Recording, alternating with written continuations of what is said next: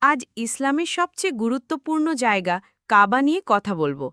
এটি ইসলাম ধর্মের কেন্দ্রবিন্দু এবং পৃথিবীর সবচেয়ে সম্মানিত স্থান ও ভবন। প্রত্যেক মুসলিম নামাজ পড়ার সময় কাবার দিকে মুখ ঘোরান। হাজিরা কাবার চারপাশে বারবার ঘোরেন, যাকে তওয়াফ বলা হয়। ইসলামে বিশ্বাস করা হয় এটা আল্লাহর জন্য প্রথম স্থাপিত ভবন, যদিও আল্লাহর তো ভবনের দরকার নেই। একটু অদ্ভুত। আজকের দিনে এই ঘনকটি ঘিরে আছে সবচেয়ে বড় মসজিদ, মসজিদ উল হারাম। ইসলামী বিশ্বাস অনুযায়ী কাবা তৈরি করেছিলেন ইব্রাহিম, যিনি ছিলেন ইব্রাহিমীয় ধর্মের পুরোধা। আল্লাহর আদেশেই তিনি এটি নির্মাণ করেছিলেন। এটি কোরআন শরীফের 22.26 আয়াতে উল্লেখ আছে। মুসলিমদের বিশ্বাস ইব্রাহিমের বড় ছেলে ইসমাইল কাবার আশীর্বাদ পেয়েছিলেন যেন তার বংশধরেরা কাবার বার্ষিক হজ করেন ও কোরবানি দেন।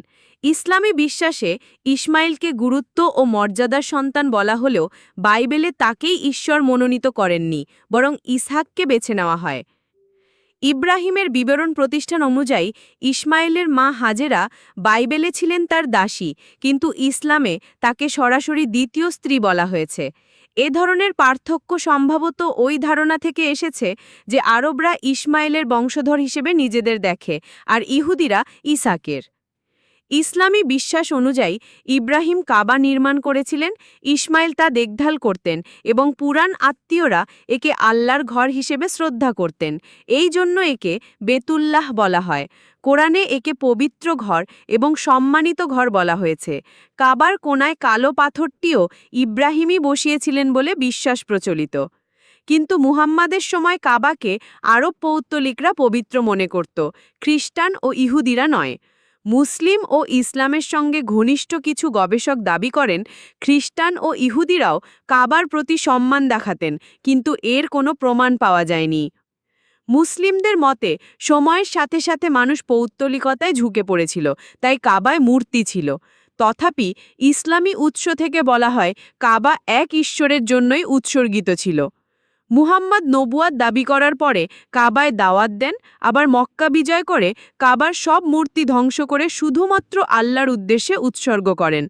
মুসলমানদের কাছে এটা ন্যায়সঙ্গত ছিল, কারণ মুহাম্মদ আল্লাহর জন্য কাবা পুনরুদ্ধার করেছিলেন। এটাই ইসলামী বিশ্বাসের সারসংক্ষেপ।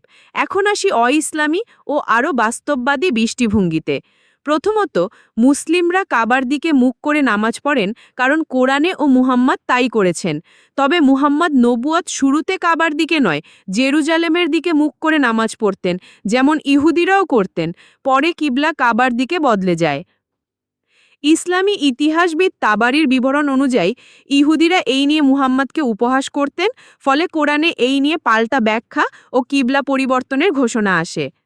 প্রাক ইসলামী আরব ছিল খুবই পশ্চাৎপদ, তথ্য পাওয়া কঠিন, তাই অনেকটাই ইসলামী সূত্রে নির্ভর করতে হয়। ইসলামী সূত্র দাবি করে ইব্রাহিম কাবা তৈরি করেন এবং সেখানে তওয়াফ, উপবাস, পশু কোরবানি ইত্যাদি চালু করেন, অথচ বাইবেলে কাবার উল্লেখ নেই।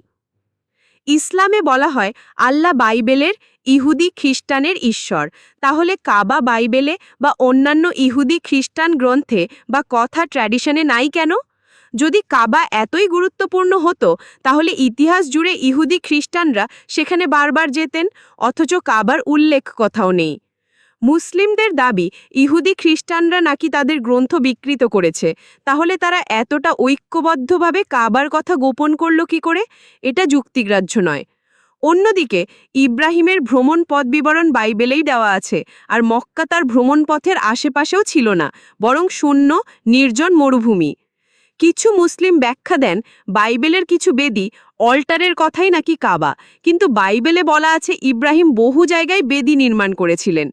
আর যদি কাবা ও মক্কা এতই গুরুত্বপূর্ণ হতো তাহলে রোমান খ্রিস্টান সাম্রাজ্য বা অন্যান্য বড় শক্তিগুলো কখনোই সেটা হাতছাড়া করত না, অথচ তারা কাছেও যায়নি।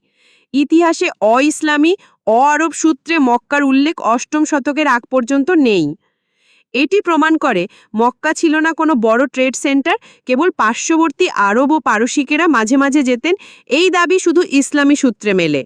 বড় কোনো সাম্রাজ্য, ব্যবসায়ী বা বাইরের কেউ এতে আগ্রহ দেখায়নি।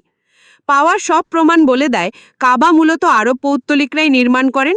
সে সময় কাবায় শত শত মূর্তি ছিল, অর্ধেকেরও বেশি কেবল কুরাইশের প্রধান দেবতা হুবাল সহ, বাকিগুলো বিভিন্ন আরব গোত্রের।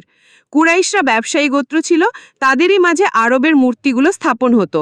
দেখে বোঝা যায় এটা কেবল ফিরাউনদের জন্য একটি গুরুত্বপূর্ণ পৌত্তলিক স্থান ছিল।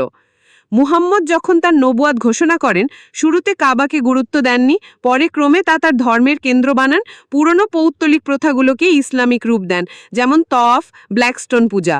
এটা খুব স্পষ্টভাবেই বোঝা যায় সবই মূলত ঐতিহ্যগত আরব পৌত্তলিকতা থেকে আসা। বাইবেলের ঈশ্বর বা ইতিহাসের ইব্রাহিমীয় ধর্মের সঙ্গে কোনো সুনির্দিষ্ট ঐতিহাসিক সংযোগ পাওয়া যায় না। মোট কথা, ইতিহাসবিদ ও ওকপট গবেষকদের দৃষ্টিতে কাবা মূলত আরবীয় পৌত্তলিক ঐতিহ্য। ইসলামের সঙ্গে বাইবেল ইব্রাহিমীয় ধর্মের কোনো সুনির্দিষ্ট ঐতিহাসিক সংযোগ পাওয়া যায় না।